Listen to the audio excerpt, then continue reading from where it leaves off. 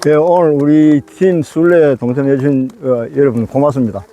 저는 이 송림팀의 팀장을 맡고 있는 다명 박성건입니다.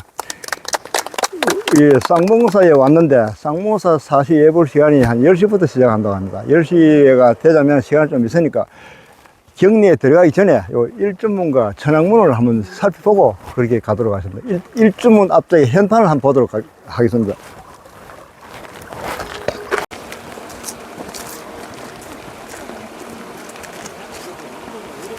현판에 글씨가 어떻게 적혀 있습니까? 쌍봉 사자문입니다. 왜 사자문이냐? 사자가 있어가지고 사자문이 아니고, 이 지금 쌍봉사를 중청한 스님이 쌍봉선사입니다.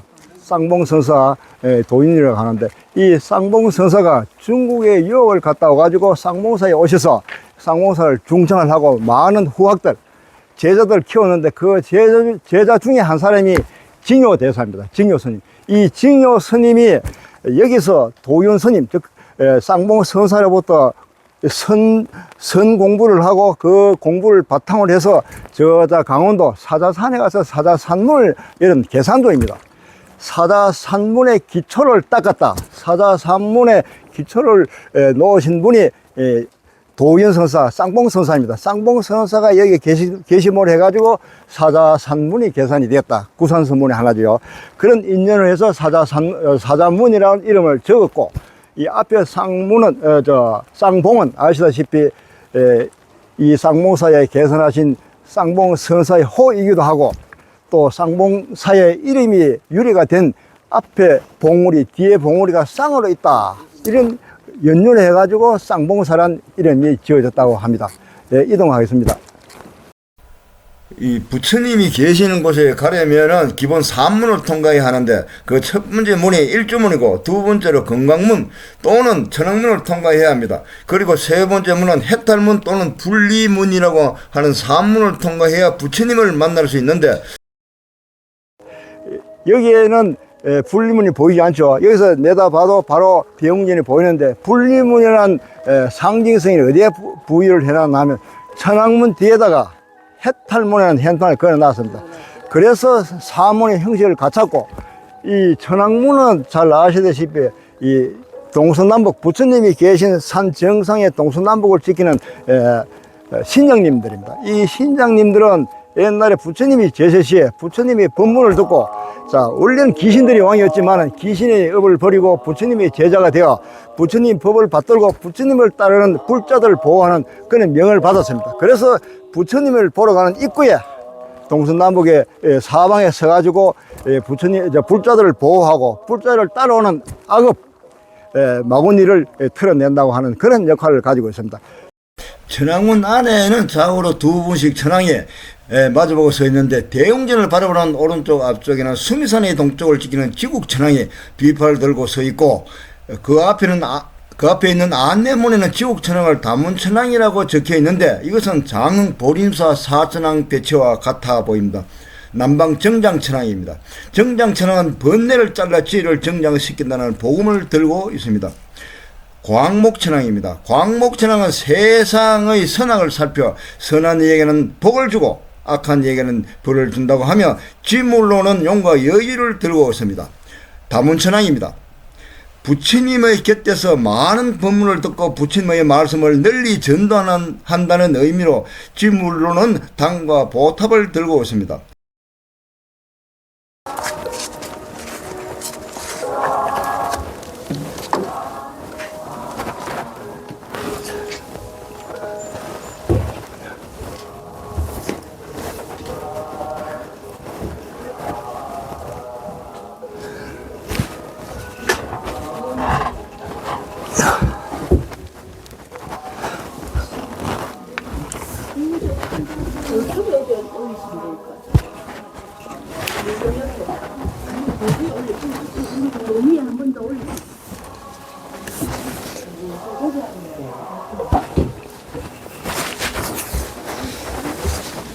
이 쌍봉사는 전라남도 화순군 이양면 정리 사동마을에 위치하고 전라남도의 기념물로 지정되어 있습니다.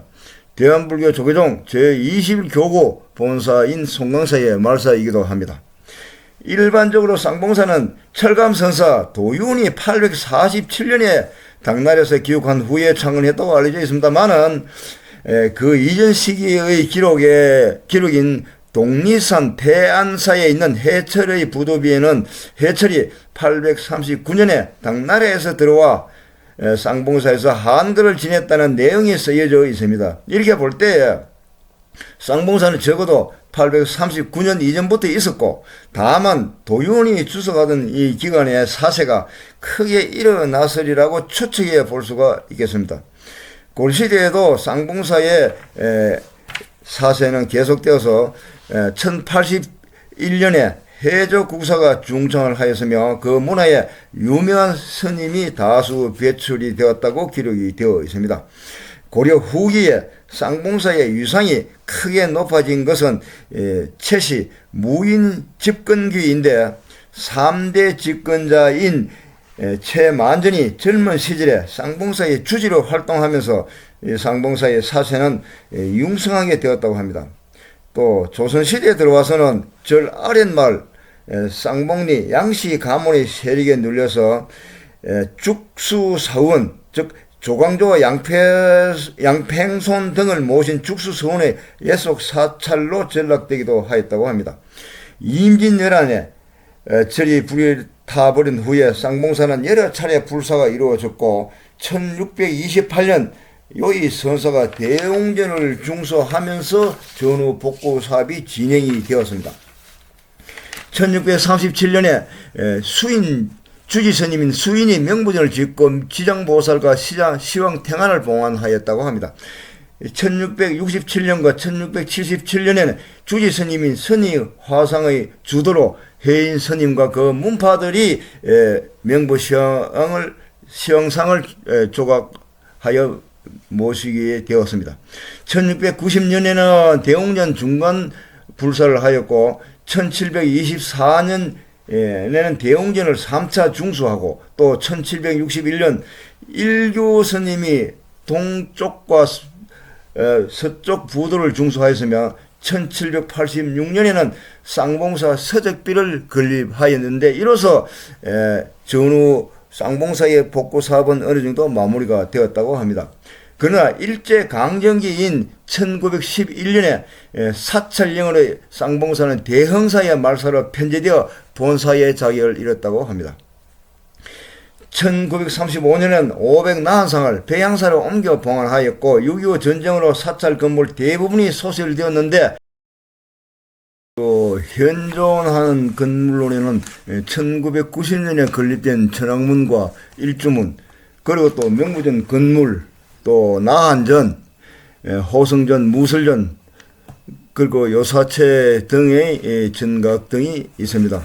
자, 그러면은 이제 문화재를 한번 살펴보도록 하겠습니다. 이 쌍봉사의 문화재는 우선 국보로 철감 선사 탑이 한 점이 있고 또 보물로서 석점이 있는데 쌍봉사 철감 선사 탑비 그리고 쌍봉사 목조 지장보살 삼존상과 시황상 일괄 그리고 보물 세 번째 보물로서는 능성 쌍봉사 감력 교지라는 것이 있습니다. 또 전라남도 유형문화재에 두 점이 있는데 쌍봉사 대웅전에 모셔진 삼존상 그리고 또 극락전에 모셔진 아미타 열애 자상 이 두 점이 유형문화재가 되었습니다. 그리고 문화재 자료 한 점은 이 극락전 건물이 문화재 자료로 지정이 되어 있습니다. 또 전라남도 기념물로서는 쌍봉사 사역이 기념물로 지정이 되어 있고 또 화순군 향토 문화유산이라는 것이 있는데 쌍봉사 사적비가 문화유산으로 지정이 되어 있습니다. 원래는 이 대웅전 건물도 이 보물이었습니다. 그죠? 보물인데 지금은 보물도 아니요 유형문화재 내려고 문화재 자리도 아닙니다. 왜 아니냐? 예. 1984년도에 불이 났습니다. 안에서 신도의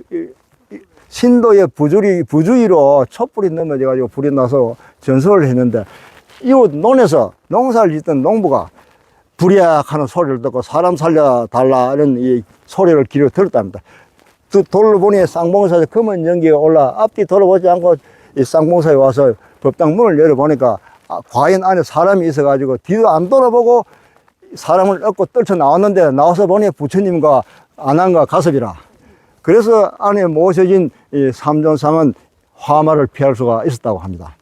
지금도 생각하면은 저기 부처님은 혼자서 들을 수 없는 그런 무기를 가지고 있는데 과연 어떻게 혼자서 들었나? 지금도 미스테리라고 합니다. 그래서 그때의 유형문화재 시행된 것이 아직도 여전히 유형문화재로 보존을 할 수가 있었습니다만은 건물은 전소가 되고 난 이후에 그 다음 해에 1985년도에 복원을 시작해서 1986년도 12월 말에 준공을 보게 되었다 합니다. 그 당시 이 건물을 보존할 때에는 1962년도에 실적 자료가 있었습니다. 이 실적 자료를 기준으로 해서 복원을 하였는데 그 실적 자료에는 지금 보시면은 1층, 2층, 3층의 지붕 모양이 그 당시에 틀립니다. 이 책에도 있습니다만은 그 당시의 건물은 팔짝 지붕이었습니다. 마지막 층에 팔짝 지붕이었고 상륜부가 없어뜨렸습니다. 그러나 실적 자료 1962년도 자료를 보니까 좀 더 목탑 형식에 가깝게 지붕도 사모 지붕으로 모아가지고 거기에 상륜부를 얹었습니다. 지금의 모습입니다. 그래서 불나기 전에 문화재에 지정된 것과 지금의 모습은 틀립니다. 건물은 사방 한 칸짜리 방향으로 건물을 세웠습니다. 넓이는 1층이 4m, 3.3m, 2.6m 이렇게 넓이가 간격이 줄어들고 높이도 1층은 어느 정도 높은데 2층, 3층은 급격히 줄어들어 가지고 아주 참 차이가 많습니다. 내부에는 아까 말씀드린 대로 미소가 아름다운 가섭존자와 안암존자가 모셔져 있고 석가모니를 협시를 하고 있습니다. 예, 이상으로 대웅전만 하고 법당으로 들어가서 예배를 보도록 하겠습니다.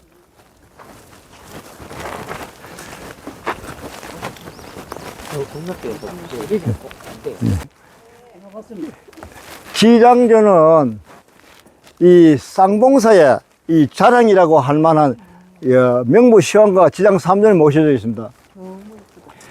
안에 보시면은 아주 고색 찬란한 불상들이 있는데 이 조각상들 표정 또 자세를 돋보이게 하는 화려한 색채 형언할 수 없는 감동을 줍니다. 세월감이 어우러져.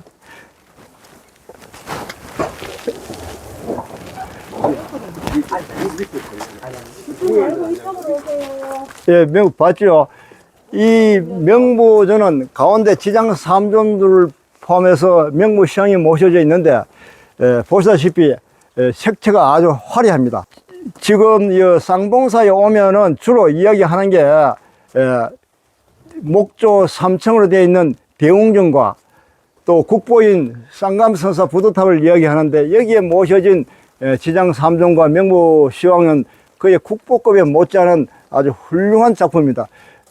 1667년에 해인 스님과 그 문파들이 조성을 했고요. 여기에 모셔진 이 조각에 사용한 나무는 인도에서 가져왔다 그러고 여기에 색칠을 한 조색, 색감은 중국에서 가져와서 했는데 지금 현대 기법으로도 원형의 색채를 그대로 되살릴 수 없는 아주 특별한 색감을 가지고 있다고 합니다. 그래서 고색 청년한 옛날 색감 그대로입니다. 그러면은 지장전을 지나서 우리가 조금 전에 예배를 보았던 극락전을 한번 살펴보겠습니다. 이 극락전 건물은 지금 실질적으로 쌍봉사에서 가장 오래된 건물입니다. 정유재란 이후에 건립된 건물로서 6.25 전쟁도 피해 대웅전은 가장 오래된 건물이었는데 대웅전은 1984년 화재로 새로 지은 건물이기 때문에 실질적으로 쌍봉사는 가장 오래된 건물이고 이 극락전 앞에 보시면 두 그루의 너티나무가 있습니다. 지금 앞에 페인트 칠을 해놨는데 이것이 어떤 영향이냐 하면은 1984년도에 대웅전에 화재가 났을 때 양쪽에 이 두 그루의 느티나무가 신장 역할을 하면서 극락전의 아미타 부처님을 보호하기 위해서 정각을 보호하기 위해서 온몸으로 불을 막았다는 흔적이랍니다. 그 당시에 화재의 상흔이 지금 이대로 드러나 있습니다. 보시다시피 이 느티나무도 불심이 있는지 이 극락전을 가리지 않고 양쪽에 벌려서 신정의 역할을 다했다고 합니다.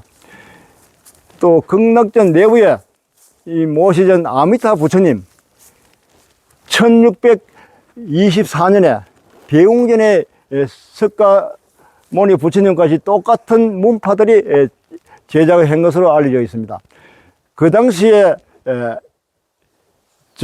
대세지 보살, 관세음 보살과 같이 삼존물이 모셔져 있었습니다만은 1980년경 도난을 당해가지고 지금 현재는 아미타불만 유형문화재로 지정이 되어 있습니다. 그 당시 아미타불의 협실을 훔쳐간 이 사람이 그 당시 주지 스님의 형이라고 하는데 이 사실을 알고는 주지 스님이 아마 실효증에 걸렸다는 그런 이야기를 또 나오고 있습니다. 그러면은 극락전 내부를 한번 살펴보고 가도록 하겠습니다. 극락전 뒤에 관세음 보살님도 그려져 있어요. 자, 여기 나한전입니다. 이 나한전의 가운데 상단을 자세히 보면은 어디서 많이 낯이 익은 것 같지 않습니까? 대웅전에 모셔진 삼존불과 흡사합니다. 역시 가섭과 안원이 있는데 가섭 존자의 표정이 대웅전의 표정보다는 조금 밝지는 못하지만은 역시 대웅전에 모셔진 삼존과 거의 흡사합니다. 중앙에 목조 열의 좌상을 중심으로 해서 그 좌우에 아남과 가섭 존자상을 포함해서 16난상이 봉안되어 있습니다.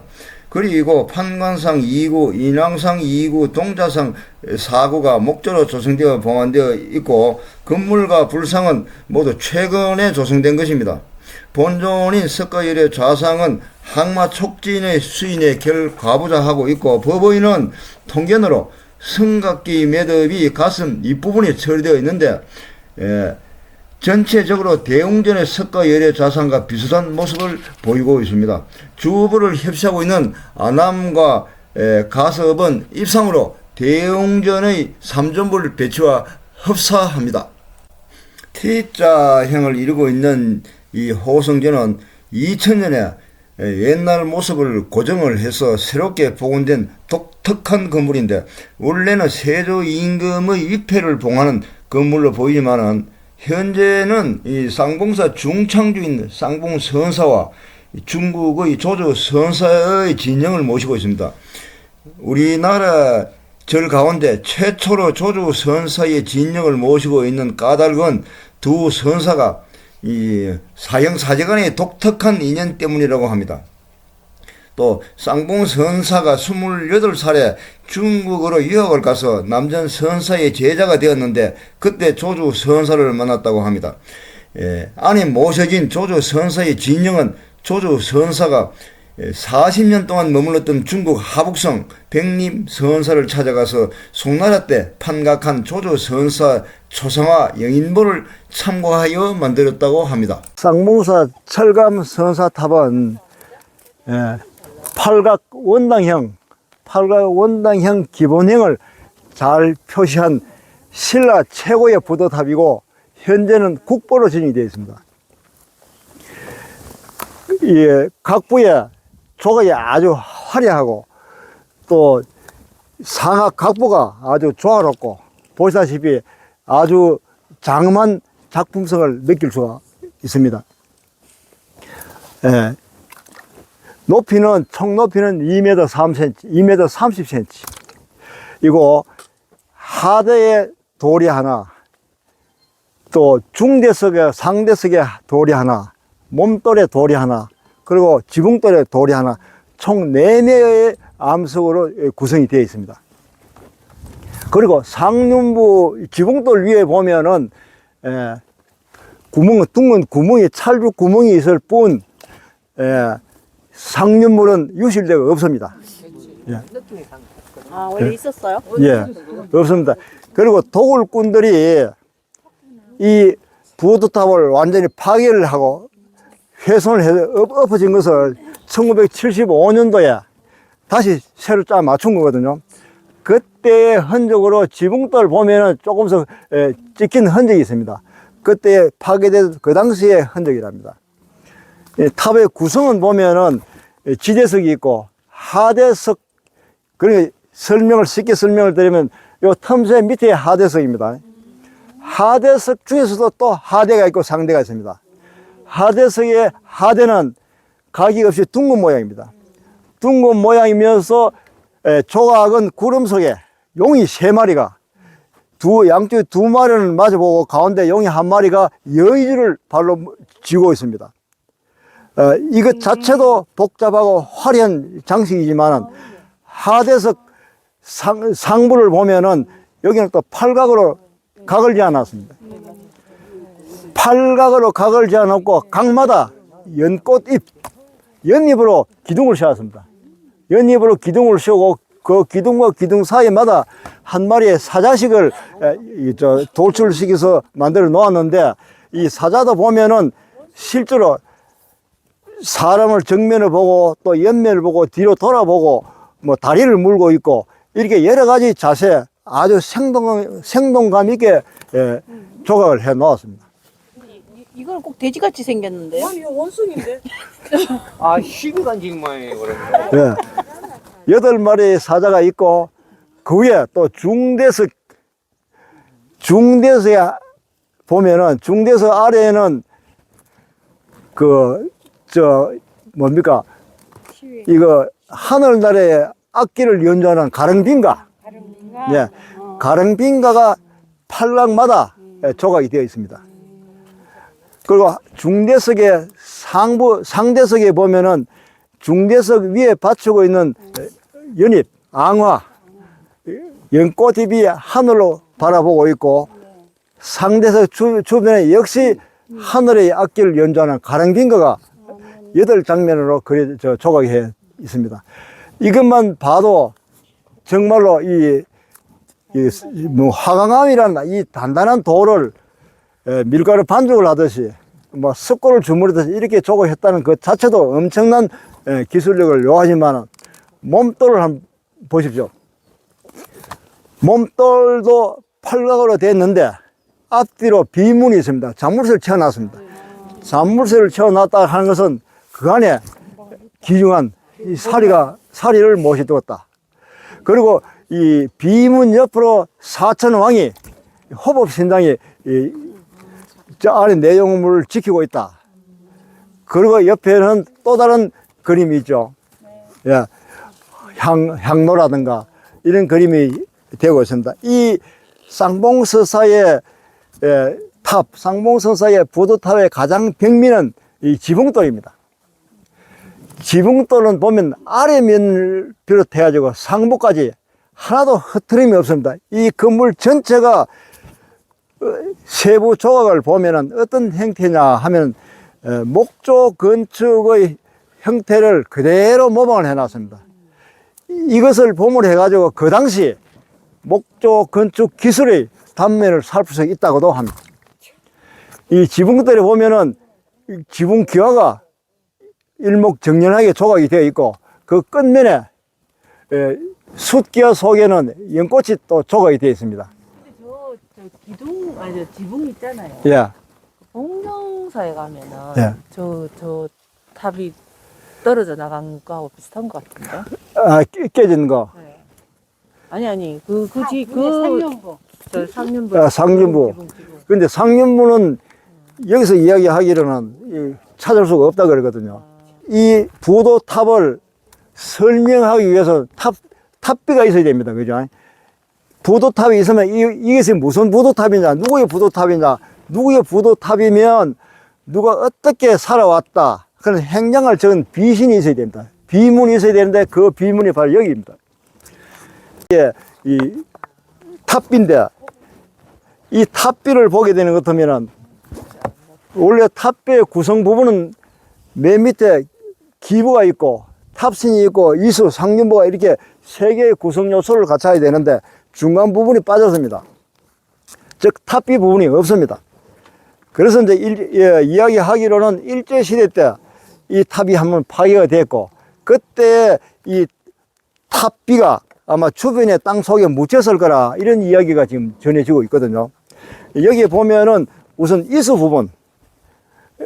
부분에 보면은 가운데 기꽃이 두 개가 있는데, 요 두 개는 원래의 돌에 그대로 조각을 행기고, 또 이쪽에 보면 움푹 파인 흔적이 있습니다. 여기다 하나 꼽아가지고 세 개를 해놨는데, 저건 부실돼가 유실돼가지고 찾지를 못하고. 예. 그리고 앞에는 쌍봉선사 비라고 명명이 되어 있고, 그 아래 이것이 이제 거북이 모양인데, 거북이 모양이 비에다가 거북이 모양을 해놓은 것은, 이 거북이가 어떤 거북이냐? 한쪽발은 들고 한쪽발은 예, 이 거북이는 원래 이거 용의 9자식 구자 용생설에가 용의 9 아들이 있는데, 그의 첫 번째 아들이 이름이 비희인데, 이 비희는 무거운 것을 좋아해 가지고 이거 무거운 비라든가 비석이라든가 이것을 들기를 즐긴다고 합니다. 그래서 이제 이 비희가 용이란 것을 알기 위해서 입에 보면 여의주를 물고 있고, 또 더욱 생동감 있게 조각을 하기 위해서 여기서 왼쪽에 보면 한쪽 발을 들고 금방이라도 움직일 듯이 그렇게 조각을 해 놨습니다. 예, 뭐 일선 간단하게 설명을 드렸습니다만은 더 궁금하신 거 있으면 한번 이야기하도록 하겠습니다. 그러니까 이게 거북이에요, 용이에요? 그러니까 용인데 제대로 된 용이 못 됐다. 하나 첫째. 거북이 모양이지만 등은 거북이 껍질을 하고 있지만은 머리는 항상 용의 머리를 하고. 이 여의주는 입에 물고 있는 경우도 있고 다리에 쥐고 있는 경우도 있어요. 팀장님, 그 여의주 한번 물고 내 손 한 잡아주세요. 예? 복스럽니다.